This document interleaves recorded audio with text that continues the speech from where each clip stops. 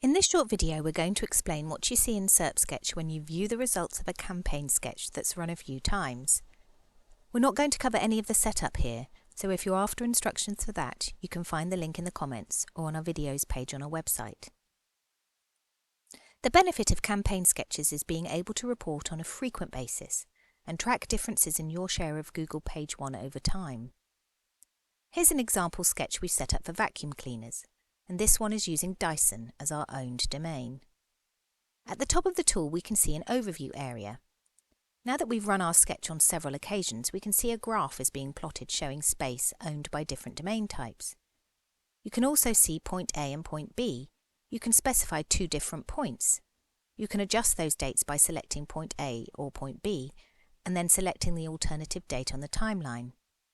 If you want to zoom in to view the graph for a more specific time point, you can click and drag across the graph to view just those points. Let's reset our view back to the original.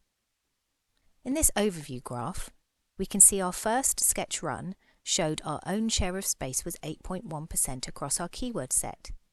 But that dropped afterwards, so below the graph you can see the changes noted in different colours. Our own space has dropped by 3% since the first sketch was run.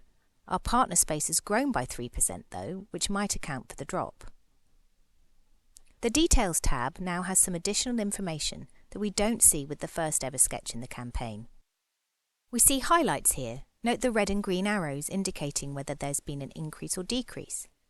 And if we click on one, it will filter the keywords below to reflect that highlight.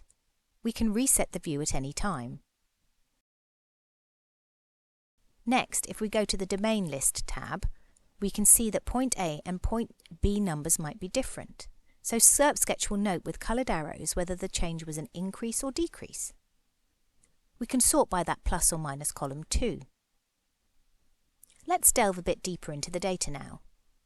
Looking at the Keywords tab, we can see the green and red increase or decrease arrows against the keywords where things have changed between our two date points.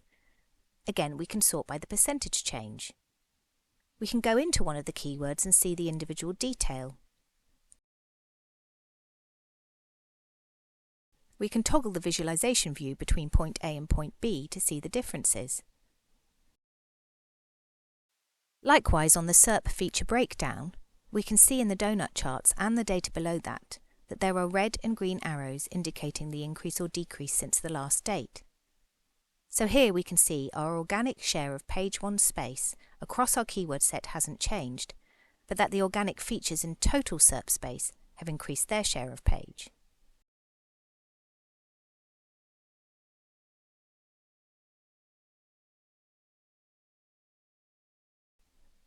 In the next tab we can see Domain Visibility. Here we can sort by the change in data again.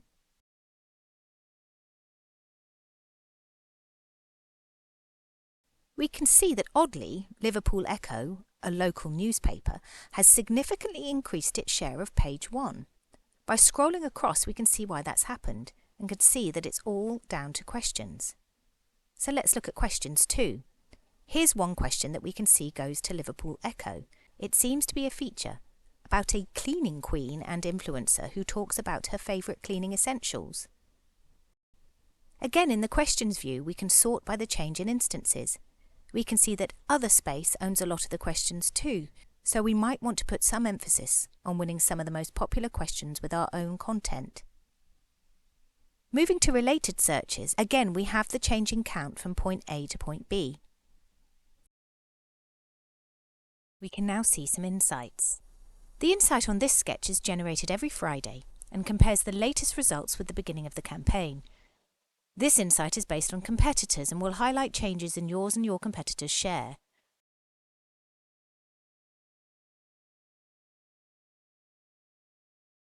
You can view the insight on the page or download it to a PDF as well.